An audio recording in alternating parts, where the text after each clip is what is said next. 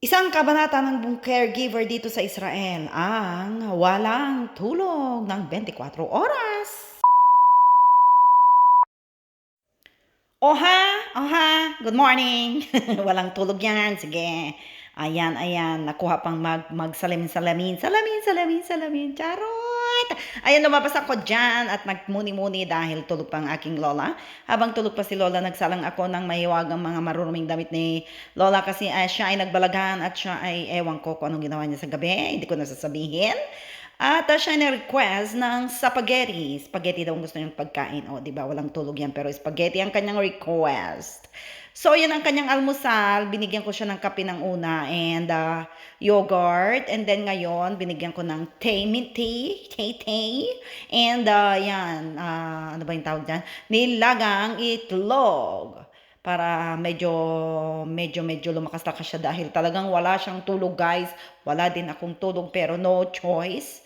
Kahit walang tulog ang inyong caregiver, kailangan din gumising dahil meron tayong gawain sa bahay ng aking alaga. Tulad niyan, pagpapakain sa kanya. So, kailangan din niyang kumain kahit na antok na siya dyan. O, di ba, nilagyan ko na asin ang kanyang itlog at kakain na siya. At tamang kape-kape lang ang Inday Garutay. Kape lang sa umaga, okay na. Pero actually dyan, ang hirap po guys. Hirap na ako. Antok, nahihilo na ako. Na ewan. Ang hirap-hirap. Tingin mo, puro hirap-hirap. At tinawagan ko na yung anak dyan kasi Lomargi siya to. Masama na ang pakiramdam ko, nahihilo na ako. Napakahirap guys, migraine ang abot nito. Kasi usually pag wala akong tulog guys, hindi mo mararamdaman ngayong araw yung walang tulog. Pero the following day, doon ko mararanasan yung aking migraine, sakit ng ulo. Kaya uminom na ako na dyan ng mahiwaging akamo, o diba? So, ayan, nagluto na lang ako ng pagkain ko before na kami ay hihilata mamaya. So, nakita ko yung aking malaking talong dyan. Ang ginawa ko na lang, inihaw ko. Actually, wala akong ihawan dito. So, yan ang ginagawa ko. Binabalot ko na lang sa aluminum foil at inalalagay ko sa gas. And yan, ako ay nag-guide na ng pang spaghetti ni Lola. Usually, pag spaghetti ako kay Lola is nilalagyan ko talaga ng carrots, i-grate ko siya para naman may konting ano siya, gulay ba, ganun. Carrots and yung kanyang, ang tawag doon, batsal, onion, o di ba? Nakakalimutan ko na ang Tagalog o kaya English ng mga salita na ating natutunan. Kasi lagi kami nag-Hebrew dito, o di ba? So yan, nagluto-luto na tayo ng pang spaghetti natin kahit na inaantok. 'Di ba? Pag kahit na inaantok, sige, ano pa rin, trabaho pa rin, tuloy pa rin ang buhay. O, creamy yan kasi nilagyan ko ng konting mayonnaise ang kanyang sauce. O, di ba? Ang sarap niyan, guys.